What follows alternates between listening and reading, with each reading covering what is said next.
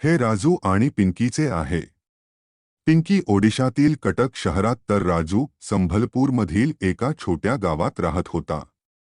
राजू एका खाजगी कंपनीत पर्यवेक्षक म्हणून तर पिंकी कटक शहरातील एका खाजगी कार्यालयात डेटा एंट्री पोस्टवर काम करत होती.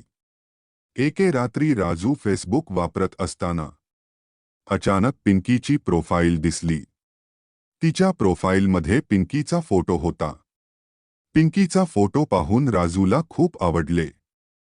कारण फोटोत पिंकी खूप सुंदर लढत होती. राहुला आता स्वतःवर ताबा ठेवता आला नाही आणि त्याने पिंकीला फ्रेंड रिक्वेस्ट पाठवली. राजू दिसायलाही खूप सुंदर होता आणि त्याच्या फेसबुक प्रोफाईलमध्ये राजूचा फोटोही होता. काही दिवसांनी पिंकीने तीच फेसबुक उघडलं तेव्हा तिला दिसलं की राजू नावाच्या मुलाने तिला फ्रेंड रिक्वेस्ट पाठवली होती.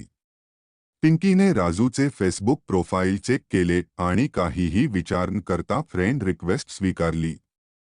राजू कंपनीतून घरी आल्यावर त्याने फेसबुक उघडले असता पिंकीने फ्रेंड रिक्वेस्ट स्वीकारल्याचे पाहिले. राजूला मनात खूप आनंद झाला आणि चॅट बॉक्समध्ये जाऊन पिंकीही लिहिले. पिंकीने पाहिले की राजू नावाच्या मुलाचाही लिहून मेसेज आला होता. त्याकडे दुर्लक्ष केले, रिप्ले दिला नाही. राहूने पाहिले की पिंकीचा रिप्ले नाही. राहूने पुन्हा गप्पा मारल्या आणि लिहिले, माझे नाव राजू आहे आणि मला तुझ्याशी मैत्री करायची आहे. जर तू माझी मैत्री स्वीकारलीस तर प्लीज रिप्ले करा. राजूचा मेसेज पाहून पिंकीने तो रिप्ले केला आणि म्हणाली, हो, तुझी मैत्री मान्य आहे. मग त्या रात्री तुम्ही मेसेजच्या माध्यमातून दोघांशी तुमची ओळख करून दिली आणि आम्ही खूप बोललो. आता दोघेही एकमेकांना मेसेज करू लागले.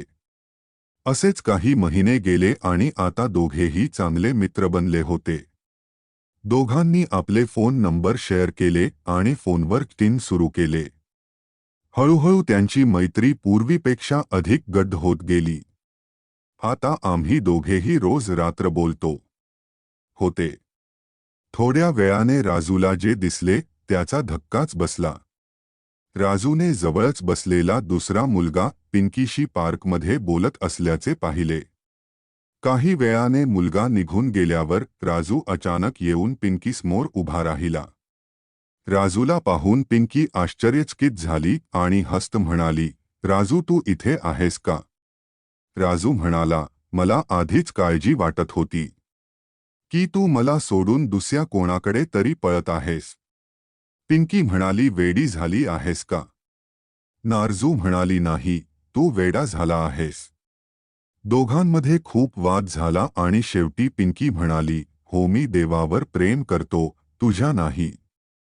राजू म्हणाला, मग इतके दिवस तू माझ्या सोबत काय केलेस? पिंकी म्हणाली, मला माहित नाही आणि पुन्हा भेटण्याचा प्रयत्न करू नकोस. राजू म्हणाला, प्रेम एक विनोद आहे का? तू मला उद्ध्वस्त करण्याबद्दल बोलत आहेस आणि मला विसरणार आहेस. पिंकी खूप रागाने म्हणाली, तू माझी ड्युटी केलीस का? तू 15,000 रुपयांची छोटीशी नोकरी करतोस आणि देव खूप श्रीमंत कुटुंबातील मुलगा आहे आणि मी फक्त त्याच्यासोबतच राहीन. हा माझा अंतिम निर्णय आहे. आता तुम्ही जाऊ शकता का? असं म्हणत पिंकी निघून गेली. बहासोबत बसून राजू खूप रडला आणि निराश होऊन घरी परतला. राजू दिवसभर उदास राहिला. राजूने पिंकीवर प्रेम करायला सुरुवात केली होती, पण तो तिच्या भावना कधीच व्यक्त करू शकला नाही. प्रेम व्यक्त केले तर पिंकीला राग येईल तशी भीती राजूला वाटत होती. मैत्री कितीही असली तरी ती तुटणारच, म्हणूनच राजीने पिंकीला त्याच्या भावना कधीच सांगितल्या नाहीत. आता त्यांच्या मैत्रीला 1 वर्ष झाले होते. कंपनीत जाणेही बंद केले होते. बराच वेळ राजू पिंकीच्या विचारात असायचा, पण हळूहळू राजू पिंकीच्या वेदनामय प्रेमाच्या वेदनेतून बाहेर यायला लागला. वेळ सर्व काही बदलते असे म्हणतात.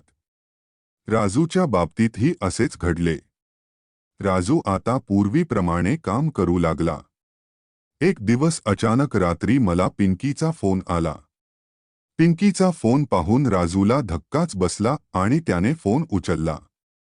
पिंकी रडत रडत म्हणाली, राजू, मला माफ कर, मी लोभी होऊन तुझ्याशी खूप वाईट वागले. राजू, मला माफ कर. मला माझ्या चुकांची जाणीव झाली आहे आणि आता पुन्हा तुझ्याशी असे वागणार नाही. मला माफ करा राजू. राजू म्हणाला, आता मी जुन्या सर्व गोष्टी विसरलो आहे, पण मी तुझ्यावर पूर्वी खूप प्रेम केले होते. मी अजूनही तुझ्यावर प्रेम करतो आणि मी नेहमीच करत राहीन. पण आता मी तुला माझ्या आयुष्यात परत आणू शकत नाही. पण पिंकी, मी तुला एक गोष्ट सांगतो, तुला कधी काही त्रास झाला तर मला लक्षात ठेव. मी तुला एक चांगली मैत्रीण म्हणून मदत करेन. आणि अजून एक गोष्ट, प्रेम म्हणजे विनोद नाही. मी तुझ्यावर मनापासून प्रेम केले पण तू माझ्या प्रेमाची चेष्टा केलीस. असे म्हणत राहूने फोन कट केला. खरे आणि खरे प्रेम करण्यासाठी मुलाचे कौतुक करायला शिका, त्याच्या प्रेमाचा आदर करायला शिका. नाहीतर तुम्ही आयुष्यभर रडत राहाल. कारण आजच्या जगात जो ख्या मनाने प्रेम करतो तो खूप उपयोगी असतो. म्हणून लोभामुळे ज्याच्यावर प्रेम आहे त्याचा विश्वासघात करू नका.